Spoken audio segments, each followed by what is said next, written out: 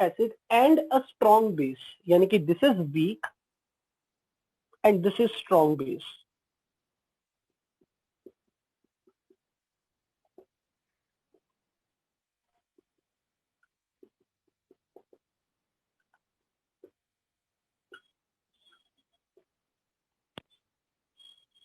This value is minus 12250 calorie per mole, and this is minus 13,000 calorie per mole. तो यहां से मुझे एक चीज समझ में आ गई, इससे मैं ये बता सकता हूं कि वीक बेस का enthalpy of ionisation, enthalpy of ionisation हो जाएगा for this process enthalpy of ionization is 13,000 minus 12,250. Can you tell me कितनी वैल्यू आएगी ये? This is 13 kilo calorie minus 12.25 kilo calorie. 0.75 kilo calorie. कितना? 0.75. Yes sir. 750 calories sir. ठीक है, 750 calorie होगा. Okay. When 1 mole HCl is added to a solution containing 1 mole of AOH and 1 mole of BOH. Okay, यानी कि अब आपको बोला है कि अगर 1 मोल HCl डाला BOH के लिए, जब इसका भी 1 मोल था, इसका भी 1 मोल था.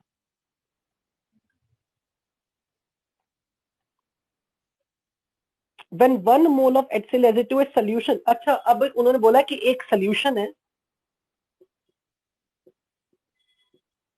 तो इस सॉल्यूशन में AOH का 1 मोल है, BOH का भी 1 मोल है, और इसमें आपने क्या डाला? 1 मोल HCl. सॉल्यूशन में कितना है ये बताया नहीं है. क्यों लिखा तो है? when 1 mole HCl is added to a solution containing 1 mole of AOH and 1 mole of BOH, यानी कि इसका 1 मोल, इसका 1 मोल है, ये मेंशन किया हुआ ना. And enthalpy change was total energy जो रिलीज हुई, that was minus 12500 calorie. In what ratio acid is distributed? Okay, good question. Question में ये पूछा है, तो ये बताओ कि HCl से आने वाले H प्लस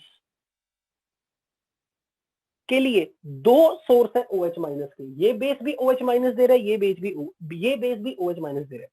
तो हमें उन्होंने पूछा है कि बताओ इस H प्लस का अगर 1 मोल है, तो उसके 1 मोल में से कितने, आउट ऑफ दैट 1 मोल, कितने मोल OH माइनस AOH के साथ न्यूट्रलाइज हुए, और रिमेनिंग कितने OH माइनस जो कि BOH से आ रहे हैं उनसे कितने न्यूट्रलाइज हुए, और टोटल एनर्जी रिलीज 12500. कहने का ये मतलब है, अगर OH माइनस का सोर्स A है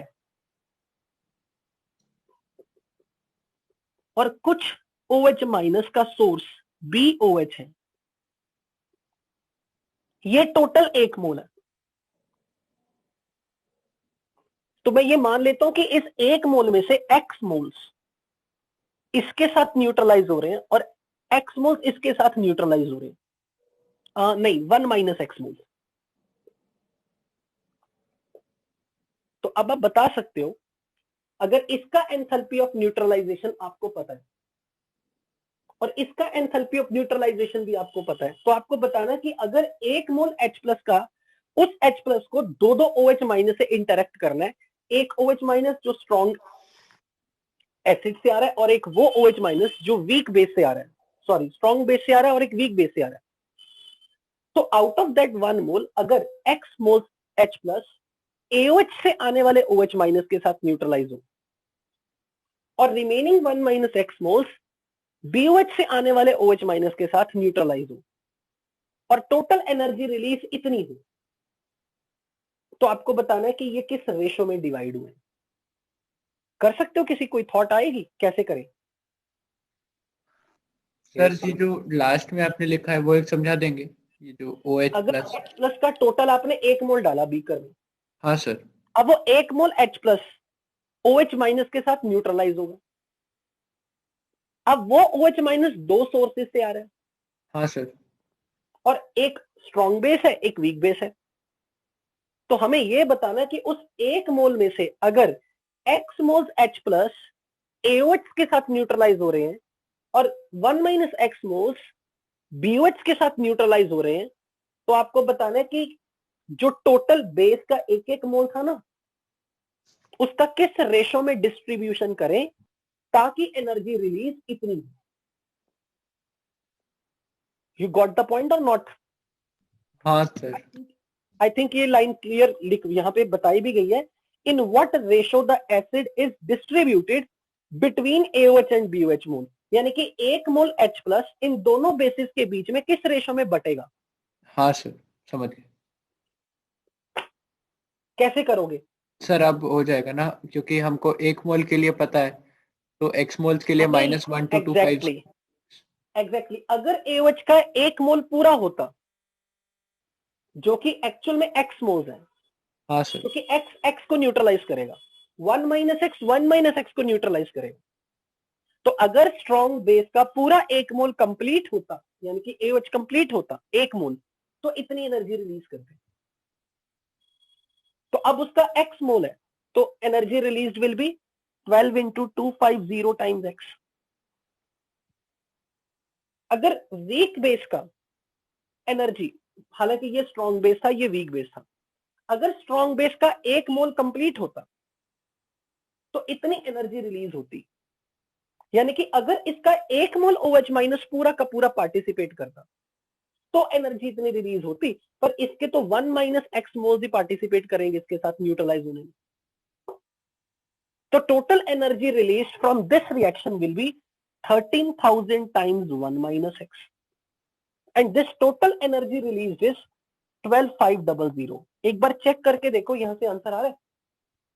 यहां से X की वैल्यू बताना, 12.25X plus 13 minus 13X is 12.5 kilo calorie. मैंने किलो कैलोरी बना दिया सबको।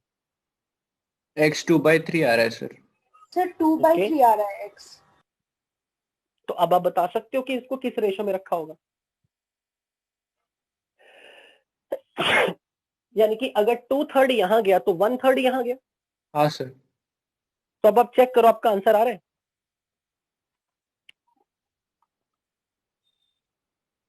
AOH के कितने और सर आंसर 2:1 दिया है, वही समझ तो नहीं। आ गया ना, ये 2/3 आ गया ना इसके लिए, AOH के लिए। हाँ, तो इसके लिए 1/3 आ गया। अच्छा हाँ, वैसे समझ और गया। 2/3 और 1/3 का रेशो तो 2:1 ही है। 2:2, हाँ समझ